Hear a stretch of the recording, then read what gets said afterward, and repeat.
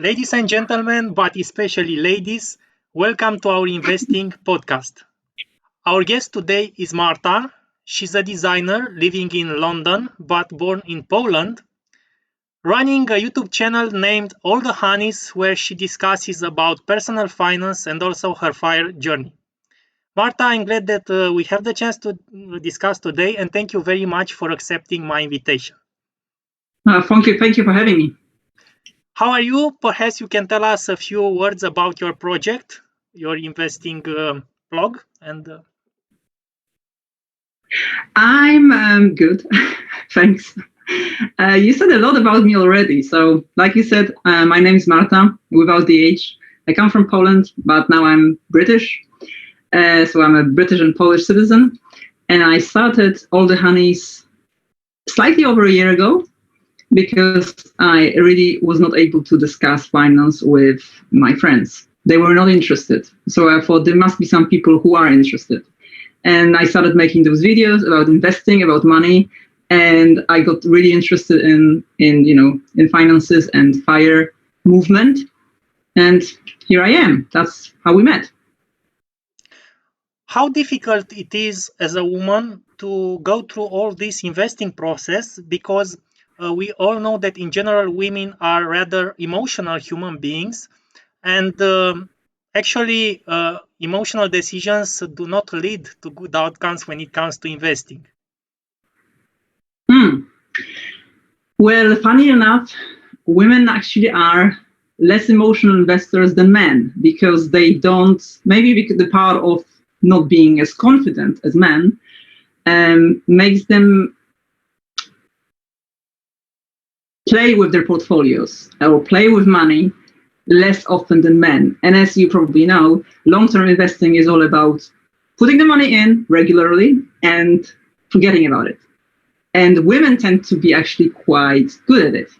When it comes to women in general investing, I think it's a matter of lack of information, lack of confidence. But we all have the same access to the same information. So if the will is there, I think women would thrive just as men, or like I said, even better. Yeah, here in Romania, unfortunately, there are very few women who follow a FIRE approach. Most of them believe that if you save money and invest, you are living miserably and you don't enjoy your life. And let me just tell you a short story. My aunt from Geneva, Switzerland, visited us this week, and she was, I wouldn't say impressed, but she was surprised of how much money I managed to save at my age. And she didn't understand why I was keeping money in an investing account, why I wasn't spending them. And she thought I'm not living my life. So actually, what made you realize the importance of financial independence, and how do you react to critics of this approach? Is your auntie older than you? I'm guessing she is. Yeah. Is she married? Divorced with 2 children. With 2 children? Yeah. All right. But she's well off. She has a decent salary, but she doesn't understand the idea of saving money and investing for the long term. Well, like with anything else, I think it's about mindset, right? And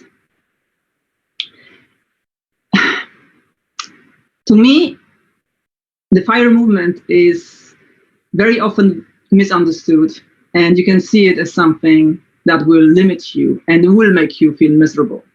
And maybe your auntie is one of people who see it this way. But striving for financial independence makes no sense whatsoever if you don't have independent thinking. So if I were worried about opinions of other people, about what I'm doing, for example, if it makes me miserable or not, then I would start to actually work on this independent thinking first, before I would even think about financial independence. To me, the whole journey started when I actually broke up with my long-term partner, and he was very good with money, and I was, what I thought, not great. And at that point, I thought, okay, I need to really sort out my finances. And I don't want to be in a situation in my life. Life is unpredictable, so I don't know if that will happen or not. But I'd like to make sure that I'm self-sufficient and independent. And finances are a huge part of it. It really surprises me that your auntie with 2 kids and divorced has this mindset. Well, it must be, her personality. She just lives for the moment. Because I would completely had a flipped approach. I would have reacted differently. I would be like, no, we need to make sure that we are not depending on anybody else and we are safe and secure, especially with 2 kids on board. Yes. Did I answer your question? Yes, you did. And by the way, Peter Drucker has once said that if you fail to plan, you are actually planning to fail. So, how important do you think financial planning is for reaching your financial goals? Planning is important, but any plan without execution is a dream, as you know. It is very important, but there's a lot of wishful thinking because we base our predictions on past behavior of the markets, and maybe that uncertainty is putting people off. Maybe that uncertainty is convincing people that actually it's too risky, you're going to lose your money. There's a lot of that thinking, especially when I think about my family in Poland. The moment they hear the word stock market, it's already, red charts and everything going down. So planning, education, I would say, is very important, and then planning how to actually contribute to your pot, and ideally when you want to retire and how. But I doubt that you can plan for everything. So it's important, but it's not the whole picture.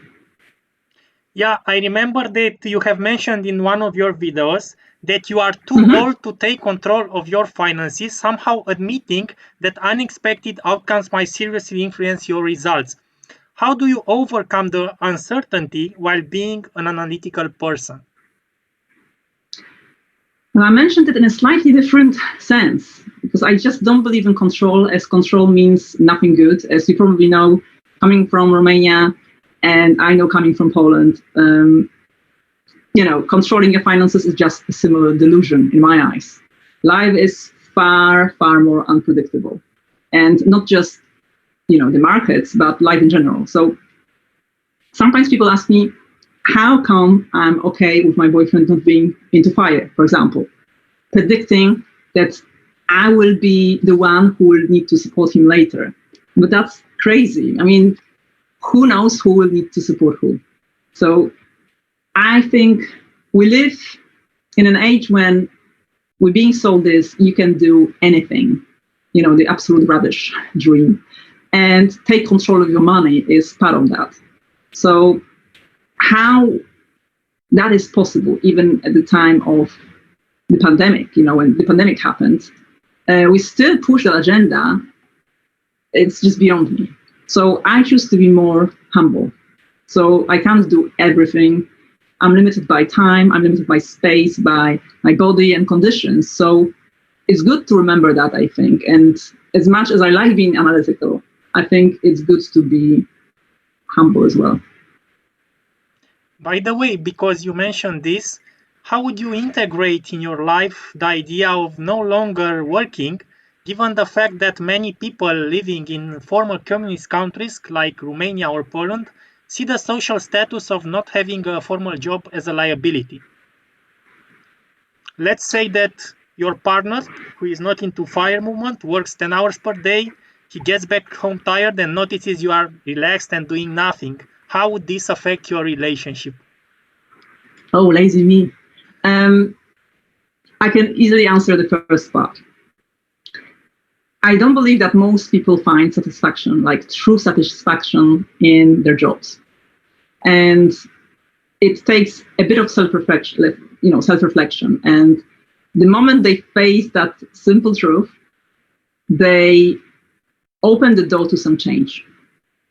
And seeing a job in that light completely straight away removes it as a symbol of status or usefulness, In Poland, it's very, very similar. You work, it's your dignity, it's your this, it's that. There's a huge attachment created when it comes to work.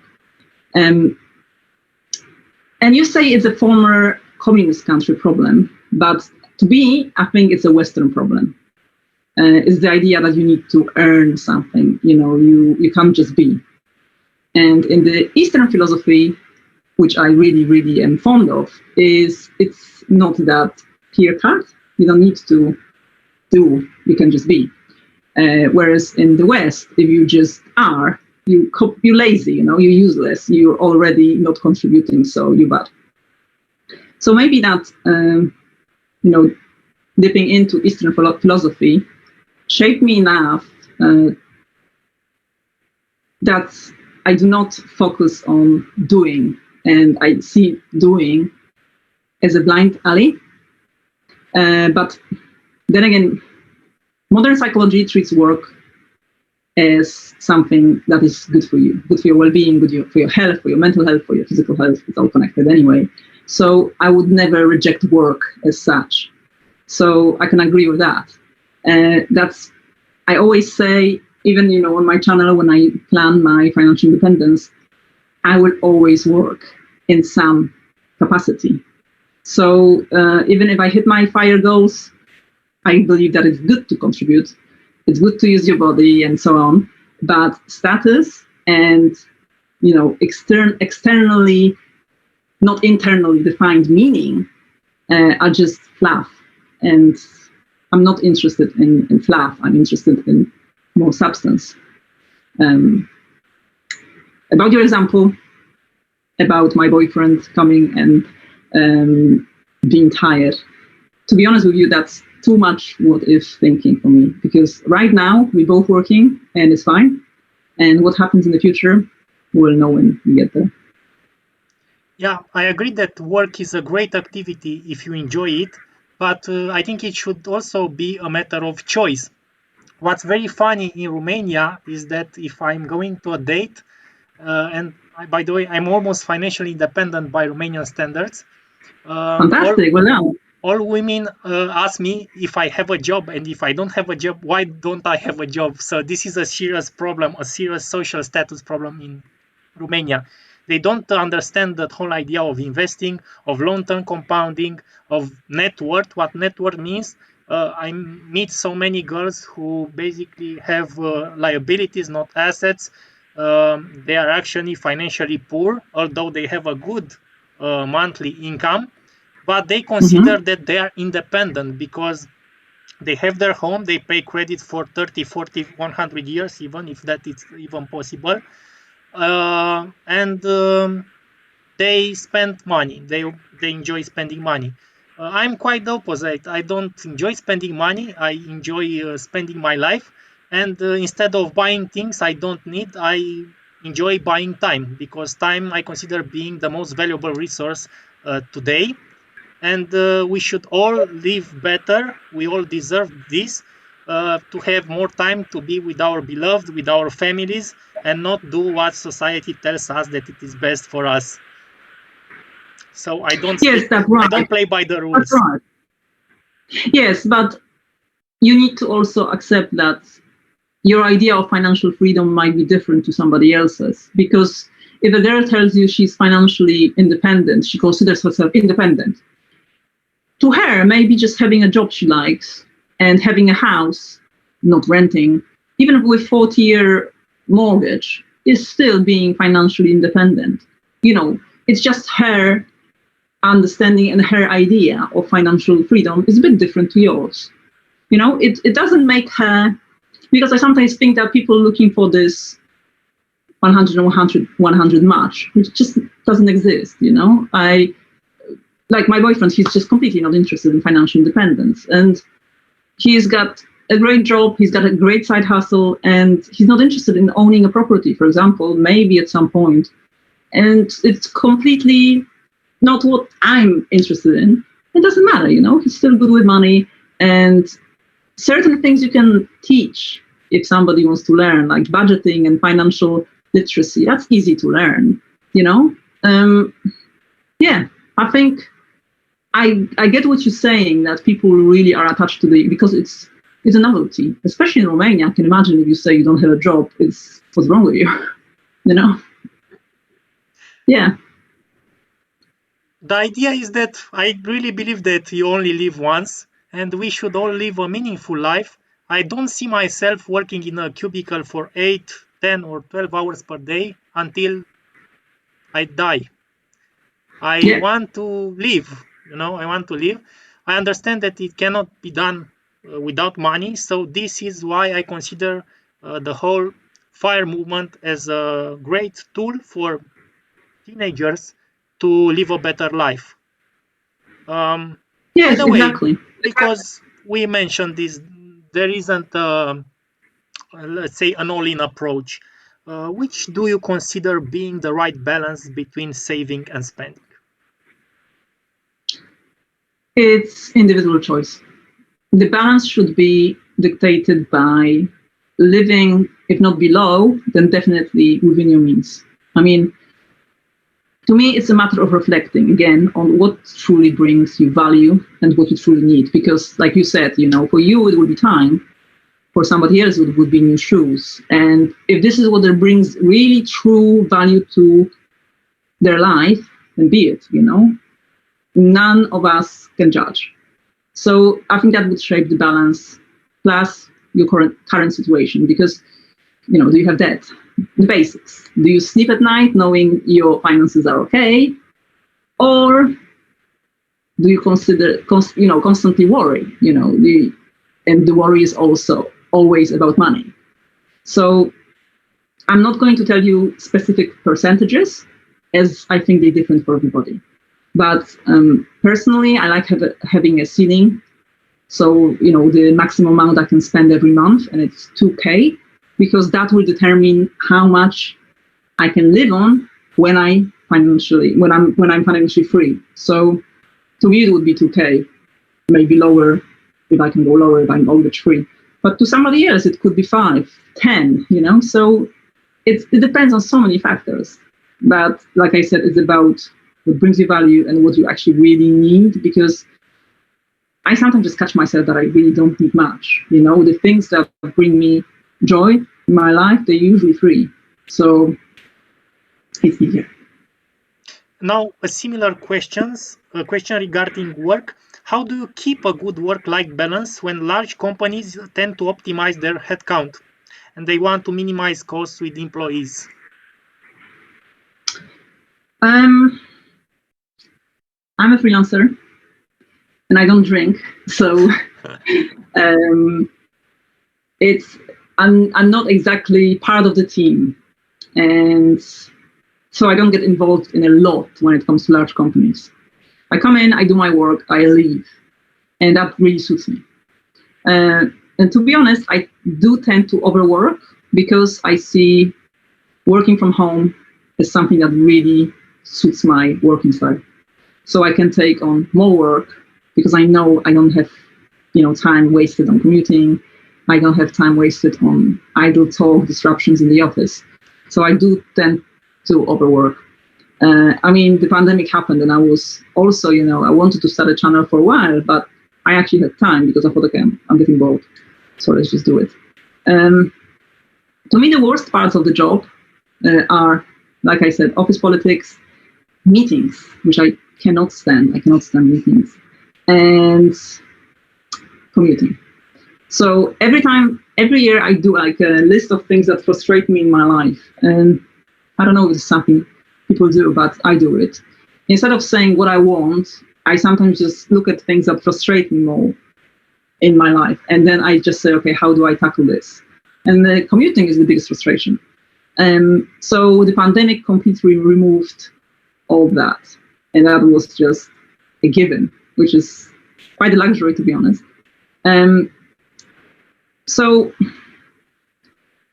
I think that would be enough for me in terms of balance, because we're not able to travel, and I learned how to rest every day, not just on holidays. And I sleep minimum 8 hours per day. I meditate. I exercise, I drink plenty of water, I eat well, I read. These are my, escapism techniques. So these things give me balance, and I don't know, to me, they're better than 2 weeks in Spain, for example. So that's what I would say about work-life balance. But do companies actually optimize their headcount? This is not my experience. This is really not my experience. I'm not sure if you've read Bullshit Jobs. It's a great book. It's written by a British guy, and if you read it, you might change your view about large companies. Have you read it? No, I haven't. Yeah, I recommend it. It's just about how companies create those completely useless jobs, and despite the fact they're not needed, there's so many people who don't do anything. Yeah, and you can actually slot in between those jobs.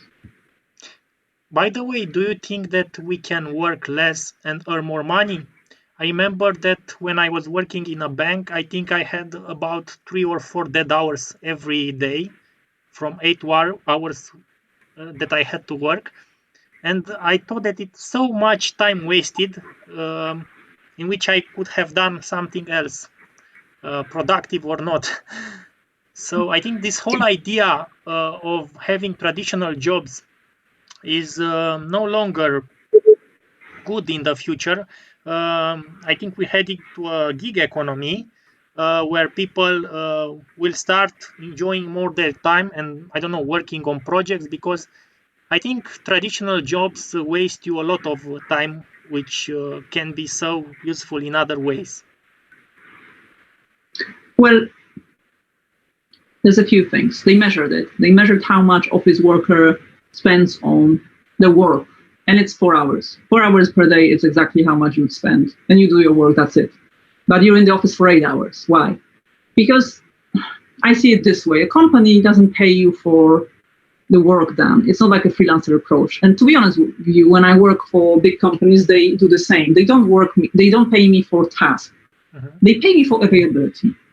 Because some days are completely packed and some days are not. And it's like you said, you can do the work within 4 hours, 3 hours, but you just paid for being there. And as much as I'd love to see that the gig economy is going to be on the rise, and like in Iceland, people have career portfolios when you can have a taxi driver who's also an artist and also a chef, and it's normal. I'm not sure this could happen so easily and so quickly, because old companies are really, really reluctant to change. Even this pandemic and remote work showed that. I was really surprised, because at its peak in the UK, the remote jobs on offer advertised were only 9% of all job adverts. 9%. I thought that's just insane. And then they went back after 3 months to 5%. So the change we see sometimes is really dictated or influenced by what we seek online, who we engage, and who we who we interact with online or in real life. And sometimes it's a bubble. Sometimes this is not actually reality for many, many people. And companies, like I said, they rely on so many things, like, on commuting, on, the sandwich bars, on the coffee, on all that lifestyle that is not designed to make you happy, There's a great article called Your Lifestyle Has Been Designed for You. I think it's an article on, I forgot this guy. Doesn't matter. It's a web developer who travels, and he just sees how much time he has. And then he comes back and he goes back to his, typical 9-to-5 job. And he just sees how his quality of life completely deteriorates immediately. And he sees how much he starts spending to compensate for, for this unhappiness. So, a bit of coffee here, because a treat, because I work so hard. And then stuff that you buy during the week to have this weekend lifestyle, because that's how it's cut out for you in the modern society. So it will take a while, but I hope that at least things like partial remote working will make people realize that they do waste their time a lot. Yeah, I actually know one person like this. She works a lot during the week and spends almost all that she makes in the weekends because she has to compensate somehow. I mean, after you worked all week, it's insane. Yeah, but that's how it is. You buy stuff. What do you do in that office? What do you do with these 4 hours? You're on Facebook, you're on Twitter, you fill your head with rubbish, and then you buy stuff. Kayaking stuff, gadgets, whatever. Whatever stuff you need for your extravagant hobbies, and you wouldn't need. And then also anything you can do is in the time between you go to work and after you come back, and it's just so limiting. The guy, he describes how he wants to exercise, but he doesn't want to exercise first thing in the morning or last thing in the evening. He wants to exercise midday to get it. Yeah, I think That's how it it's is. the dichotomy between being a releaser and a pleaser. There are people who want to accumulate more resources, and there are people that have so many issues in their life they simply want to relax. That's why people smoke, I think. I mean, it's not healthy, but you do Mhm. it because you want to escape from your uh, traditional normal life, let's say. um, It's a break. Yeah. by the way, is there any fire community in Poland, and what would be your fire number there? Oh wow. I don't know. I don't know. Many people just from my in my circle Polish of Polish friends, they would sometimes bring me some news from Poland, and I really don't follow anything from Poland, which probably is shocking. So I wouldn't know if there's a fire community in Poland, but I'm guessing there is one. My number there, again, it depends. It's individual. I did a video about what would happen if I were to retire right now, because my plumber, funny enough, who's Polish, he once said that he just arrived and he said he's going to Poland.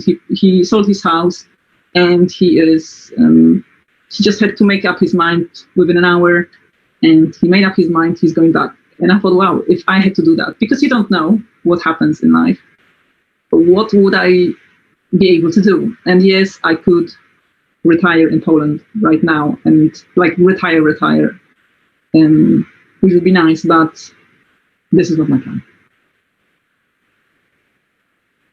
And how much would be enough in Poland? 200k Uh, or from, from what I calculated at that time, 300k would be enough. It would be 300, enough. Yes.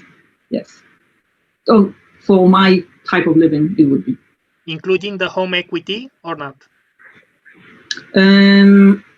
But are you saying? No, I'm just saying how much it would be enough to live there. To buy a house would be about 100k, and then 200k to live. Mhm. But mind you, I always assume a bit of income because I know I will always create some income. I think I watched that video. You were mentioning a safe withdrawal rate of 3.5%, which perhaps is not enough conservative for the new normal, since I think a 70% equity portfolio is expected to bring 2% return after inflation. Um, this is the world we live in of low returns. So I'm always thinking about the worst. I'm preparing for the worst, and I hope for the best. Mm-hmm. Because we discussed about this, which would be your current fire goals in UK, and how do you know when you have enough to retire from working? I will never retire from working. That's my first thing. I will always work. Because, like I said, it's good for you. It's good for you for social aspects, for your mental health, for your physical health. So, retire from working 12 months per year or 10 or whatever it is, because I work a lot. My fire number is the big one is 700k, but the small one is 300k. It's the same as Poland, but Poland would be just done. Whereas here, to me, it would be just enough to withdraw money at some point. But actually, if I had 300k, right now, I would have to really make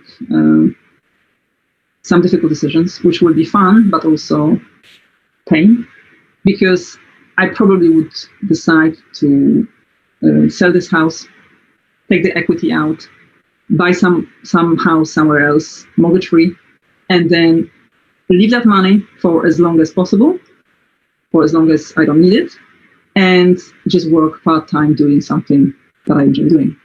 So 300 for me would be enough. But the big number would be 700. But 700 is a number that assumes I stay in London, I stay in this house, and that would take a lot of time, I think. I suppose you Yes. have read William Bengen's article on withdrawal rates from your portfolio. Yeah. And if you have read it, which would be your desired asset allocation during retirement, and how much would you retire from your portfolio each year? Would be a fixed percentage, would be indexed by inflation, that amount or not? Because, for instance, Paul Merriman uses a fixed number, like for instance 5% of his portfolio every new year, but it's actually a withdrawal spending. It's a flexible spending rule, because he doesn't count inflation, but he has enough money so that he can do that, and he can never go to zero. Yeah, but that's exactly what you say. He has enough money, so 5% is a lot of money. You know what? Talking about withdrawal rates, to me, is so ahead of that time, because, to be honest with you, well, as you know, I think I've just started investing. I've been investing for nearly 2 years now. To me, it's just the beginning. And talking about the end, in a way, is just, I don't think it will bring enough value to you or to me, because even if I look back at this conversation, I'll be like, what was I talking about? Because you don't know. You truly don't know. I don't know. My asset allocation at the moment is pretty much 100% equities. So not many months, because just like I said, I've just started. I see it as something long-term. I'm happy to let it be. What I would like to withdraw, I think, to me, it's more about first arriving there and then seeing how it goes. But definitely I would keep the flexible approach, because, you see the market and you see what's happening. If there's a bad year, you withdraw less. If, your spending also changes. You could have a good year when you earn a bit less, a bit more, so you don't need to withdraw as much. I very much treat it as something additional, which sounds crazy, but I do, not something main, even for later, because knowing my needs, and as long as I'm mortgage free, for example, I'm not that worried. By the way, how have you entered the market? Have you invested a lump sum? Because you said you're 100% in equities. Yeah, I always invest in lump sums. I don't believe in drip feeding. I don't believe in dollar cost averaging, because it only works in falling markets. It does not really work in, upward trends. I had savings, but the reasons I had savings is because I actually got scared. I was in the middle of this breakup, and it takes time when we had 2 properties with my ex-partner, and I really wanted to keep this house, but I was pretty sure I could not afford it. So I worked non-stop, and I saved a lot. And when I reached 100K in my, let's say, net worth, apart from equity of the house and the flat at the time, I thought, okay, maybe I can afford this house. And I was telling this in one of my videos, because I called the mortgage advisor, and I was telling him how much I make, and I didn't even tell him about my savings. And I said, do you think I can afford this mortgage? And he laughed, because to him it was so ridiculous. Because this is not a big mortgage, especially for London. And so I was lucky enough, because the flat that I owned with my ex-partner, the price went up so much that the equity there was just pretty much the same as the equity here. So he kept the flat, I kept the house. And that's how I ended up with this money. I didn't actually need to put towards the mortgage, because I thought if I can afford the mortgage, I'll put that money towards the mortgage, and I didn't have to. So I thought, okay, I need to invest this money. And then I did my research. I started reading, the usual blogs, and it was all about index funds, Vanguard. And I thought, okay, let's just read about it. And then I just invested. And I was really lucky with timing, because then, the pandemic hit and I invested even more, and then I just recovered quickly. Okay, so you invested all the money at once? Not all of it. Not all of it. No, not all of it at once.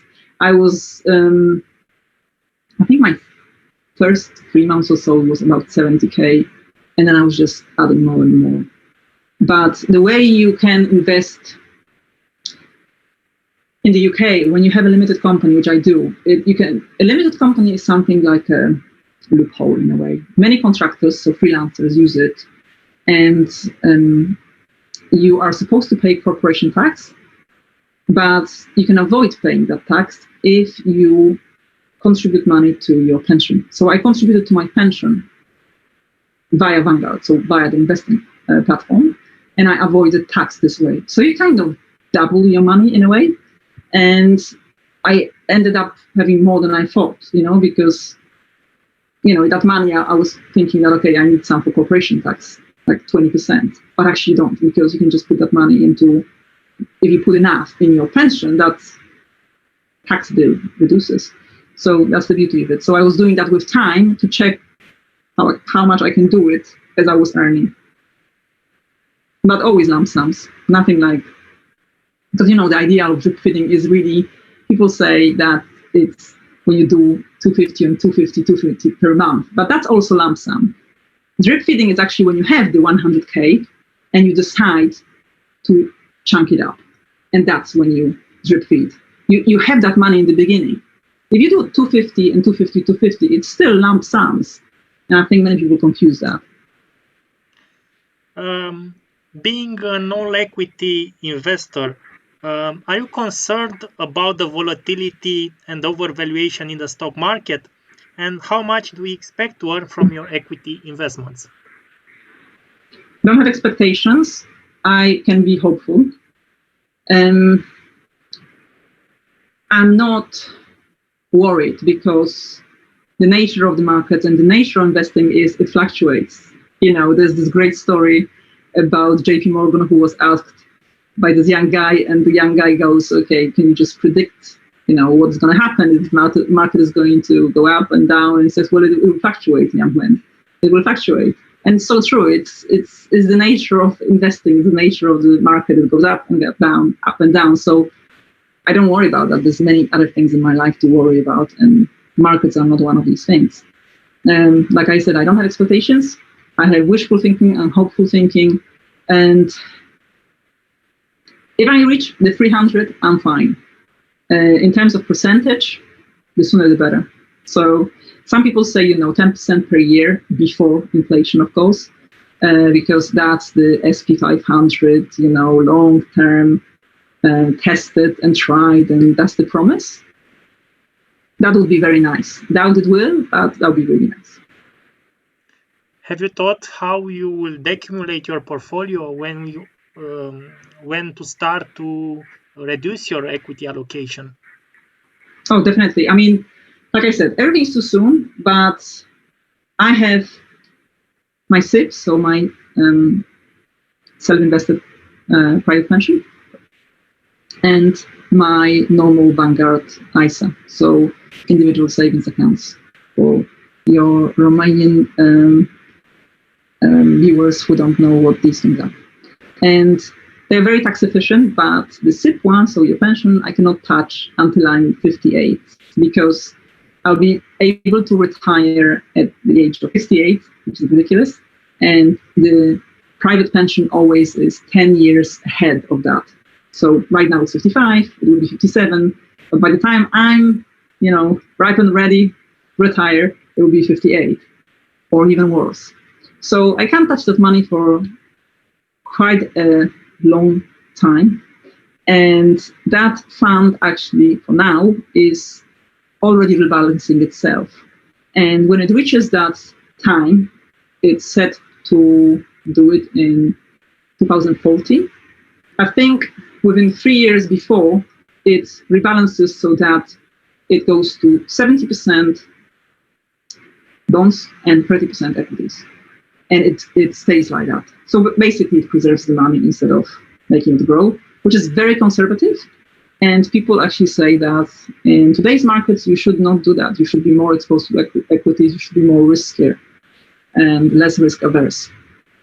So that part of my portfolio is staying like that for now and let it rebalance itself. When it comes to me, I think I would be more inclined to leave more in equities.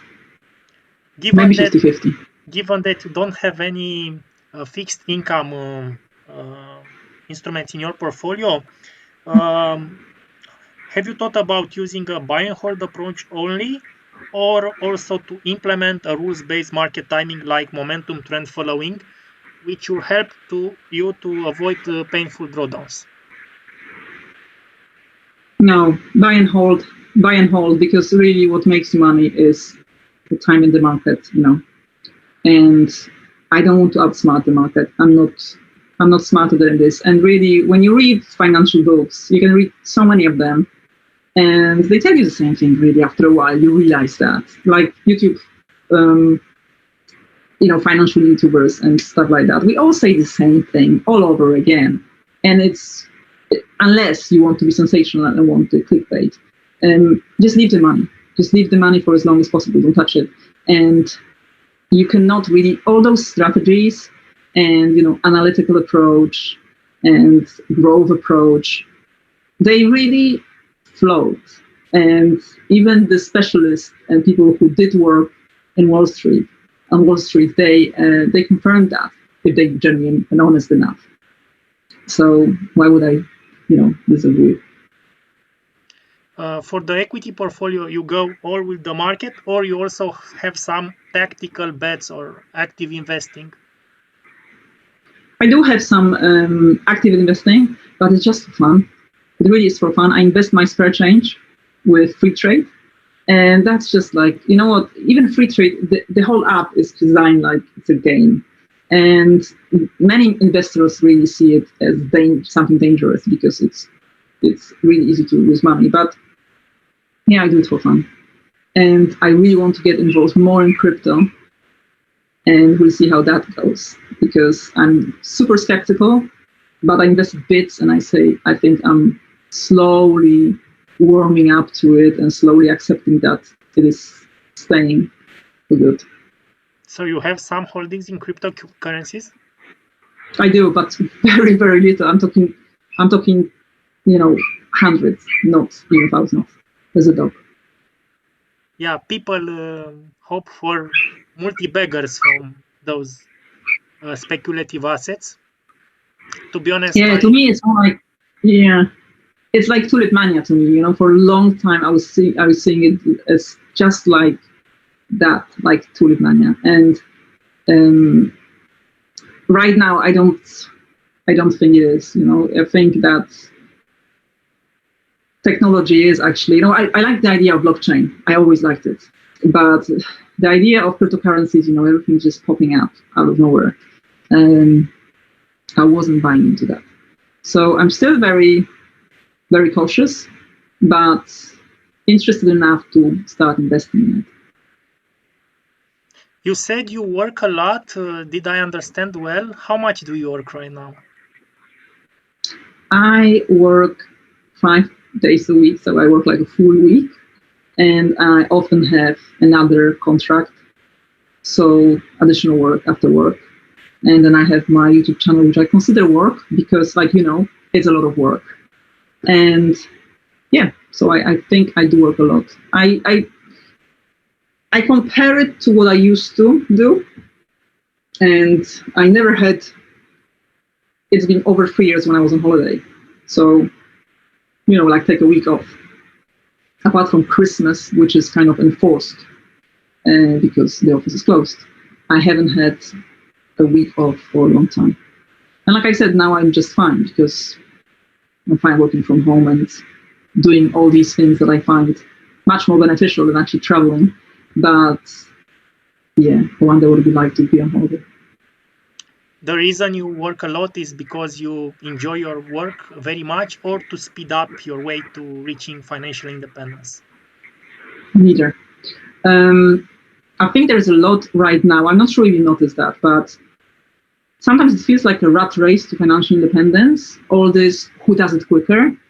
And I think it's so pointless.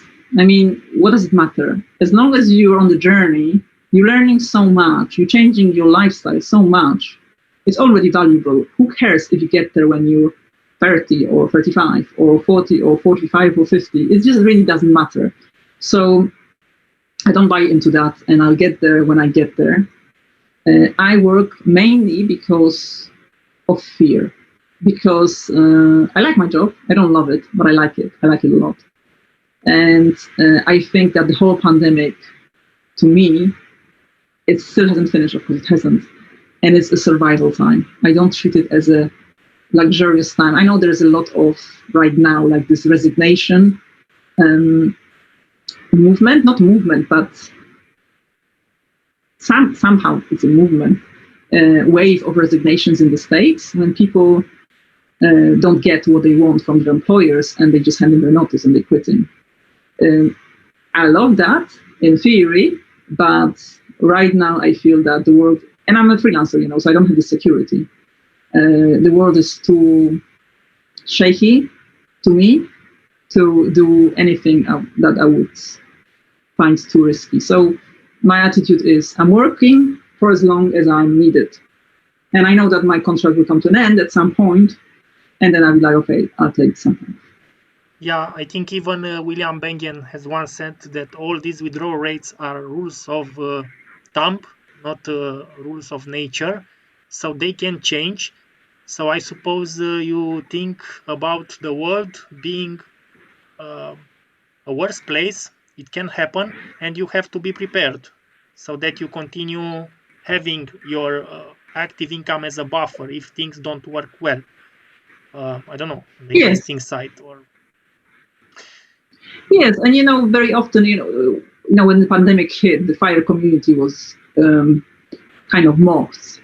I don't know if you remember that. Well, look at all those fire people now. They need to go back to their work, to their jobs, and it doesn't work like that, because if you're interested in fire movement, you usually do work more than people who are not. I find, because suddenly it's not about just generating money for the sake of money. It's just like you said, generating money for something more meaningful. For you, it's time. For most people, it is time. And once you learn how to do it, you can apply it so easily that making money to cover your expenses, for example, that are lower and lower with time because you see you don't need them. It's so easy that you actually have a higher rate of survival than those people who are in those jobs. That's it. To be honest, it's hard to imagine that you stop doing anything. And I think even fire people will continue having at least a side hustle or something, even though they might earn less, but they still are, let's say, still think that they should earn something besides the investment portfolio while doing what they enjoy. So I don't believe in 100% of doing nothing. And Yeah.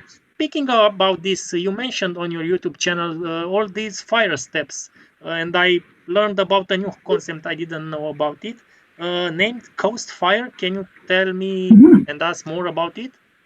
What does it mean? Oh, yes. Coast fire is you coasting to retirement. So when you retire right now in the UK, it's at 65. If you have in your pension pot enough money that, that again, this is the prediction. Let's say using the 4% rule, so 25 times your annual expenses. If you have that at the age of 65, based on your pot now, because it will just compound over time, then you don't have to put anything more into your pot. So you can basically just say, okay, I have enough for my healthy, wealthy retirement. I trust in the markets. I trust it'll be all right. But now I want to live a little. So I'll just spend this money on whatever. Just travel around the world. People usually go traveling. Yeah. So that's the concept. The concept is you stop investing and you really trust the markets. So you no longer save money, but you still have to cover your expenses from your current income, right? This is the idea. Yes.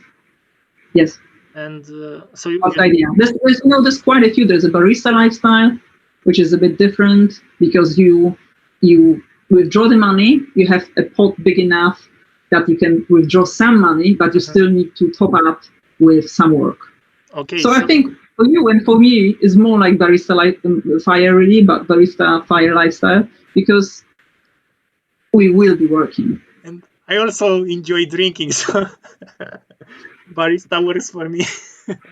There you go. You like coffee? Coffee and beer. Well, barista would be here would be a coffee making, coffee barista. Oh. Barman or barmaid is the one behind the bar. There you go.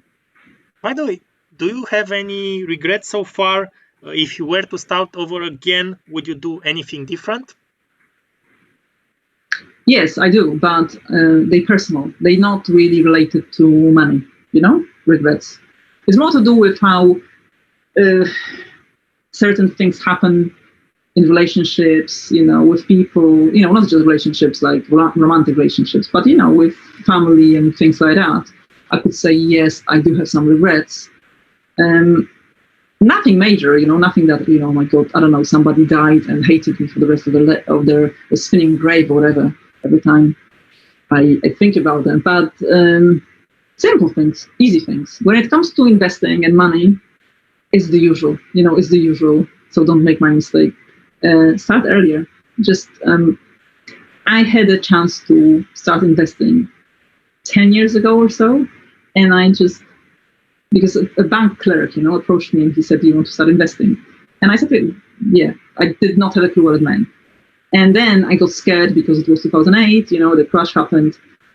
And I withdrew that money. And I did not have in me that curiosity to just say, actually, what is happening? What am I doing with this money? What does this investing mean?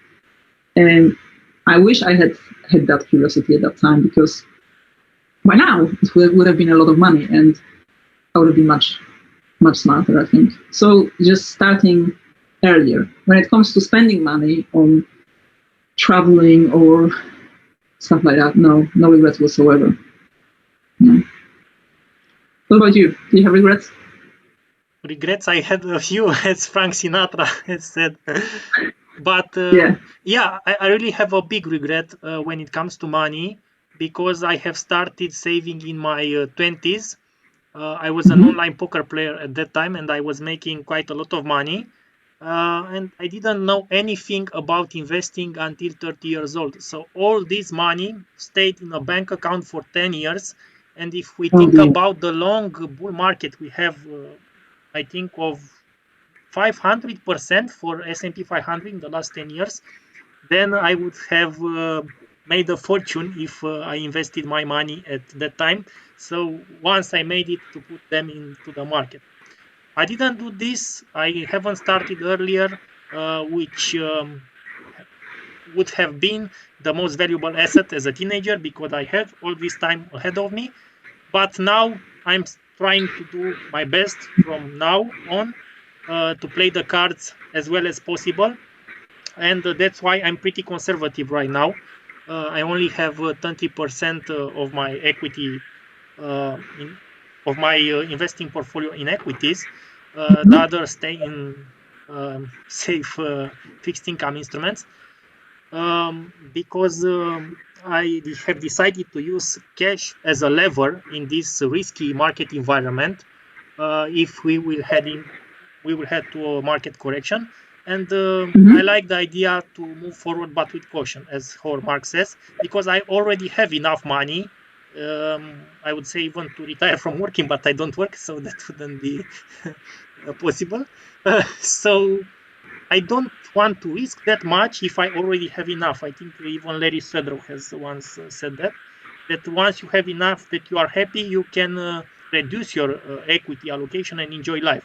Of course, you have to see how the withdrawal rates work in the future, because we now expect to live longer. So for instance, if I'm 32 years old and the life expectancy now is 90 or 100, all these tests are made on, I don't know, the assumption to live on that money for 30 or 40 years, which in our case might be longer. So um, I'm thinking about increasing my equity allocation, but only if the circumstances change. And by the way, now I'm only putting 200 euros per month in a FTSE All World index tracker, and all my equity goes into emerging markets. So I think nobody will understand what I'm doing. This sounds crazy, but I don't care that much about volatility for the equity allocation, since I have cash as a lever which waits to be deployed. I'm not satisfied with an overvalued market like the US and an overvalued currency. And since I have time to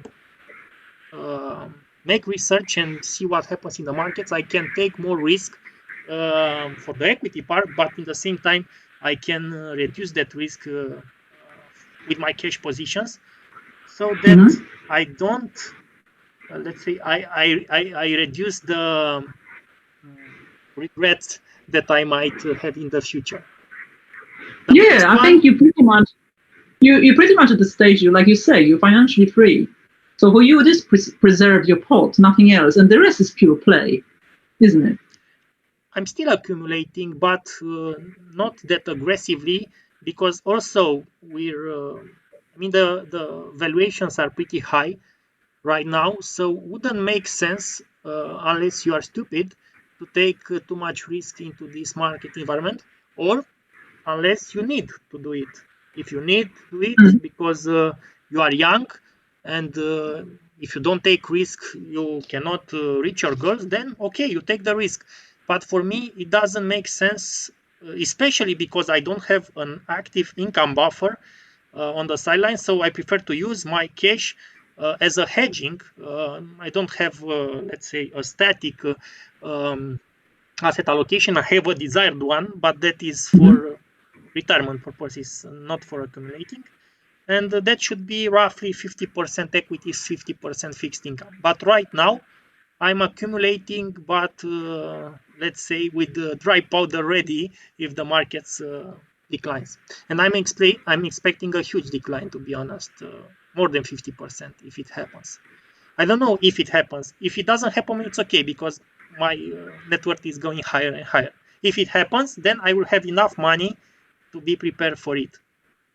To be honest, during March 2020, I had some liquidity issue, and this was a lesson for me, because I had money stuck in some instruments which are not available uh, at that time to be deployed.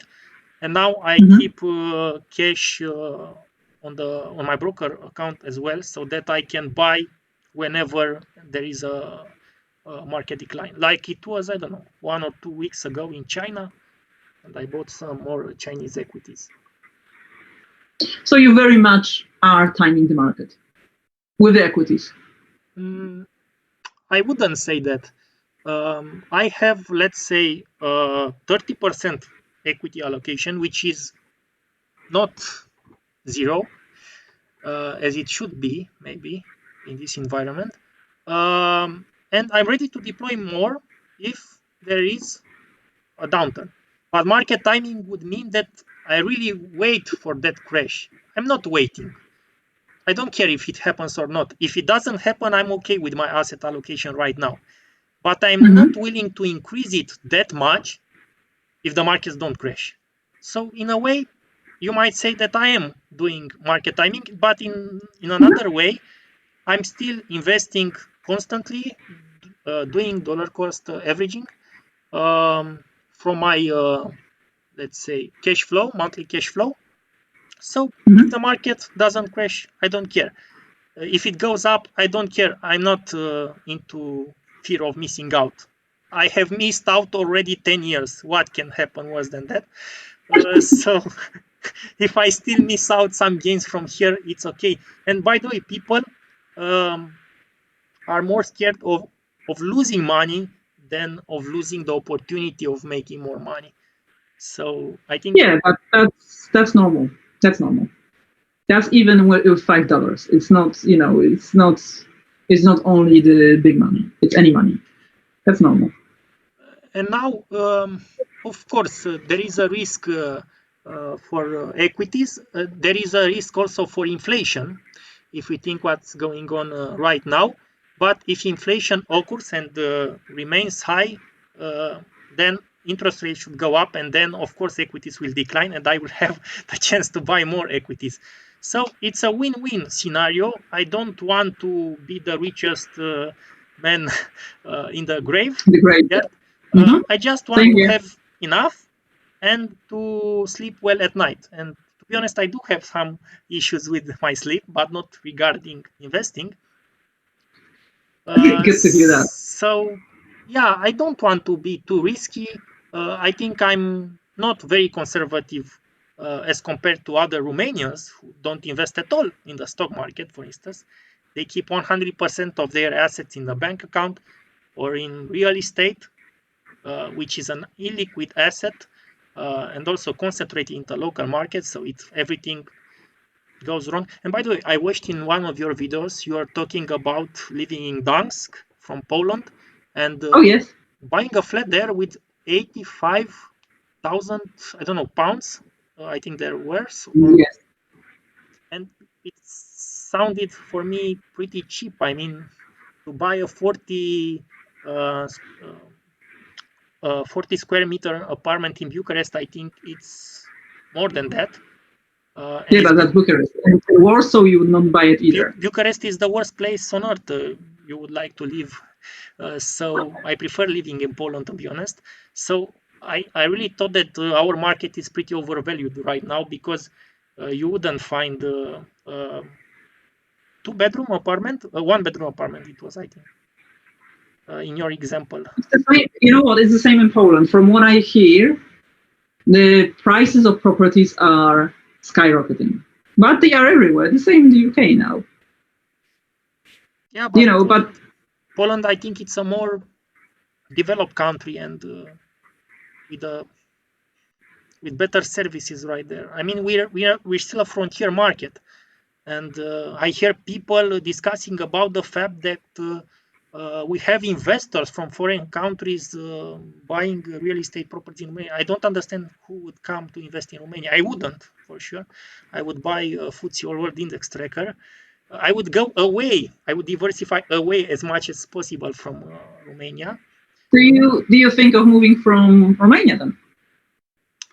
Moving, no, I don't think about moving because living in a foreign country, even in purchasing power parity terms, would still be expensive. You have to rent a house, and that is expensive in most places.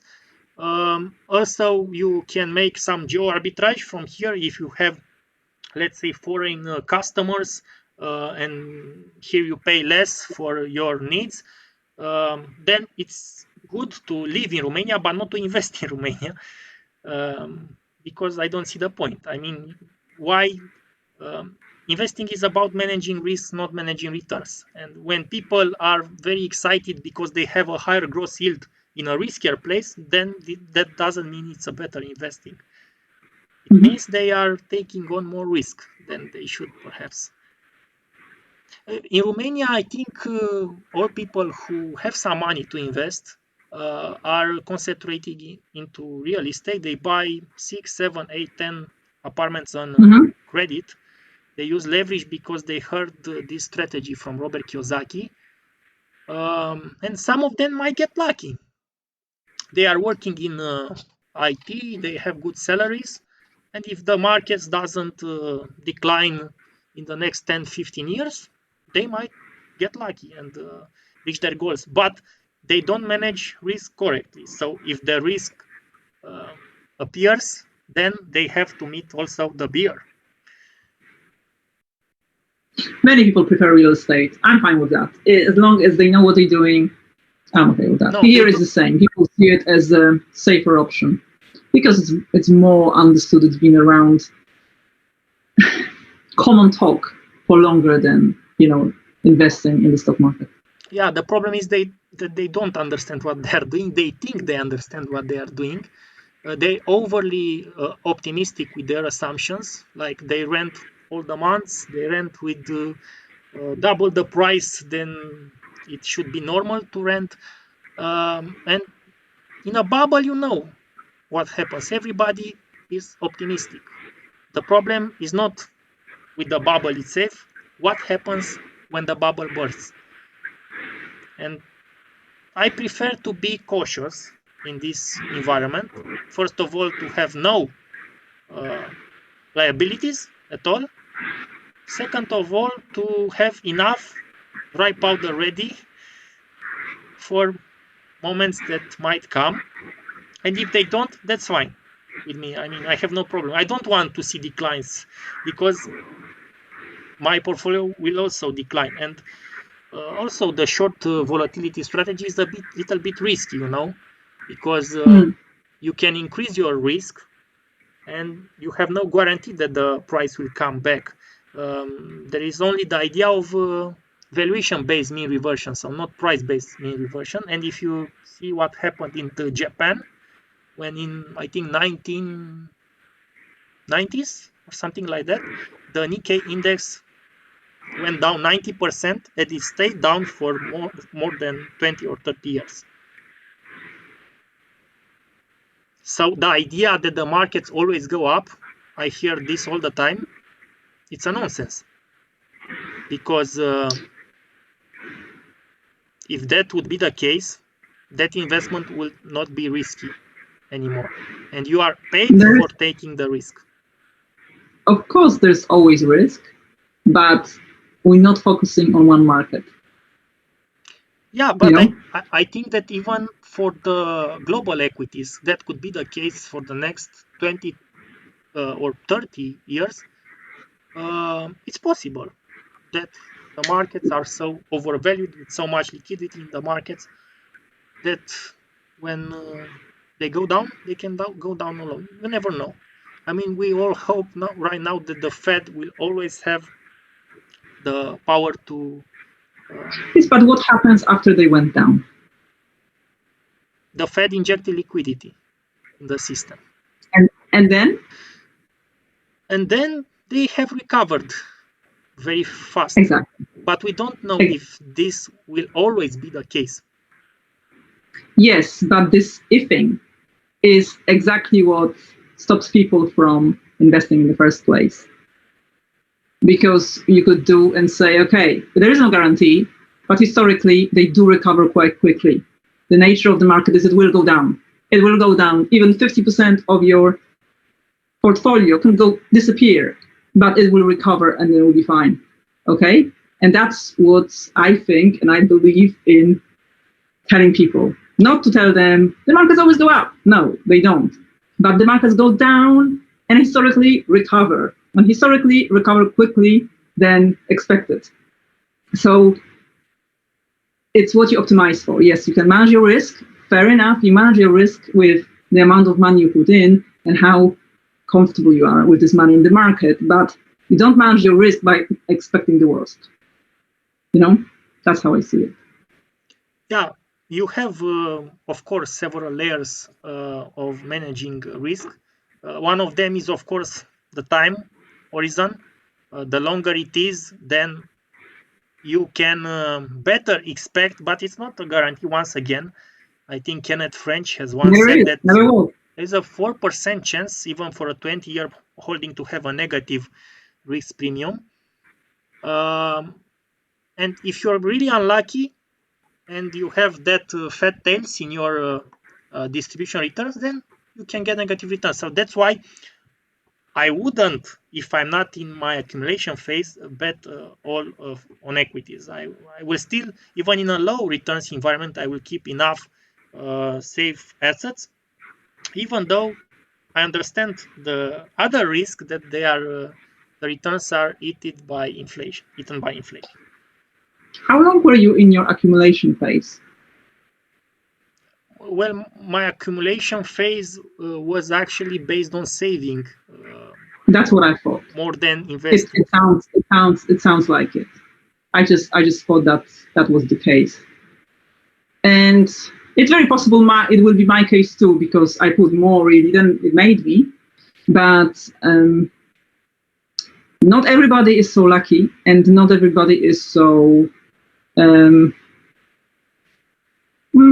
There's no adjective needed really. It's more about, even if you think about state pension, it's still invested in the market. It still is somehow managed. And I really think that the moment you start and you see it compounding, you have more faith in it and more acceptance than if you saved this money. Because saving, you had to work for it. It never made you this money. The market never made you that money. At least not majority of it. So you want to preserve it. And it's fair enough. And like I said, you were not really in the accumulation phase for long or at all. So you're already in the preservation, and that's a completely different thinking. Yeah, I think that's completely different. Definitely, at least some equity allocation is required, even if you are in wealth preservation phase, so that to combat inflation. And definitely, it is a good idea, right? A good decision from a rational perspective to invest in equities instead of bonds if you have a positive risk premium. I'm just saying that you have to also be aware of the risk, and I think many people right now are not risk adverse. They don't, not because they understand risk, because they don't understand the risk, because they think that the markets always go up. And I think that the markets in the past have went up because we have gone through incredible bull market. But think just about what happened with the interest rates from 1980s until now. They went down, and now they stay at zero. Some say that they might even go beyond zero in a negative environment. But how much can they stay negative? I mean, and imagine that all the returns are driven by interest rates. So even risky assets will offer lower returns for the future. And this means that the returns are lower and the risks are higher than before. So it's a difficult time to be an investor. I'm not saying that I have a better alternative. Staying in cash is definitely not one of them. Exactly. Because as I said, inflation is guaranteed that will make you lose money. But I think that we shouldn't hope for the 10%, 12% that S&P 500 has brought during the last 100 years, because it's not something that most likely will happen in the future. But you know what really strikes me about what you're saying is that I can imagine somebody saying the same thing 20 years before, 20 years ago, or 10 years ago, or 5 years ago, 2 years ago, because the nature of us is sticking to the negative, and it's very much that, because you're saying we cannot base our predictions on the past, and I said that I agree, we cannot, but we cannot also assume this is the worst time, this is very hard time. You can say that about any time. And still, they can tell you one thing. You should have done it yesterday. You should have been in the market yesterday. So, like you said, the alternative is what? The alternative is, to me, sleeping on your money, on your savings, and helping it rot, or fearing for it, because this is also a kind of fear. This is a kind of trying to figure out what's really happening and predict the future, which we cannot do. So as long as you're happy with your asset allocation, and as long as people are happy with their asset allocation, I think just let them be, because that's why, to me, I always say you can be a lazy investor and be fine. You don't have to dwell on it, and you don't have to be so full of analysis and reading about it, thinking about it, trying to predict it, because you're not going to predict anything really. You can say, well, that's what happened, in Japan, and that's what happened then. But there's so many variables that who's going to say it's going to be repeated exactly now, or in 10 years' time, or 20? We don't know. We just don't know. And I think that's the best lesson to learn from this pandemic. We just don't know. A simple thing can completely put everything to a halt. So how dare we still? I don't think we have better alternatives to investing for managing our money. I just think that the future prospects for investment returns are worse than they have ever been. And if we think about predicting the future, the only predictor for stock returns, which only explains, I suppose, 40% of the outcomes, is the cyclically adjusted price earnings ratio, which now shows lower returns in most regions, except for maybe emerging markets, but there we have many other risks. And by the way, I hear people discussing about corruption risks. Actually, there is a research, I don't remember exactly from whom, which explains that investing in places with corruption actually brought higher returns because we had corruption and investors wanted a higher risk premium. So it's so stupid that I hear people discussing about the fact that they wouldn't invest in a corrupt country. I don't know why, because actually it is more profitable from an investing point. Is Romania a corrupt country? I'm not saying about Romania. I'm saying in general. Also, another idea that I often. No, I'm just wondering. Is it considered a corrupt country? Romania? Yeah. I think it is. I'm not sure. Yeah. It's a tricky question. I'm just trying to what really defines a corrupt country, I think there are some indexes created, but I don't know. After all, it's just that from an investing perspective, it doesn't even matter. I think what matters is the valuation of the stock market. This definitely counts for the future. Also, there are people discussing about economic growth. They invest in places with high economic growth, when in fact it has proven that those places bring lower returns. So that's why a lot of what we see on the internet is just informational garbage. Unfortunately, it's hard to have access to good resources, and therefore I think for the average investor, the best idea would be to stick to an index fund, globally diversified, and make that automatic savings and investments every month. Yeah, it's hard to disagree with this one. My last question for today, Marta. What advice would you offer to a young person starting the financial independence journey today based on your experience? I would advise them to ask why they actually want to do it. And the reason would be the main thing, because that will determine the journey. And if the reason is because they want to quit the job and not work forever, it's a bad reason. So I would say, if you want to try and start investing for the sake of investing or securing your retirement money or pension, that's fine. You don't need to have to embark on the FIRE journey to do that. You can do it within the pension scheme at work if you start early enough. We're talking about young person. So if you like your job, maybe focus on that, developing your skills, investing in that instead. If the person is asking specifically about investing, what I would advise to do is know what you're comfortable with and automate it, forget about it, and check in 2 decades, 3 decades, and see how it goes. That's how I would approach that as a young person. Don't waste time on money, I think.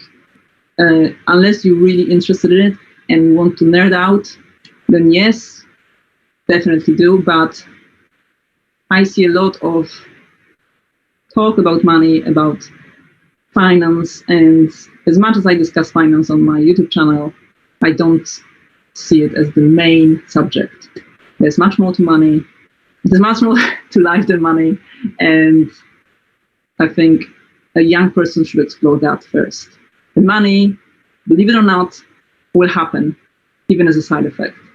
Maybe it's speaking from a position of privilege, because you need to recognize that. But if it's a person who wants to invest, I assume they do have a bit of privilege because they have some money to do it with. Great, Marta. It was a pleasure for me to discuss with you today. And Thank you. end, I would like to say that we all deserve to spend our lives and, of course, to buy some more time for today. Thank you very much for participating into this interview. And I wish you all the best and all the honeys. Likewise. Okay, bye-bye. Have a nice day. And you. Bye-bye. Bye.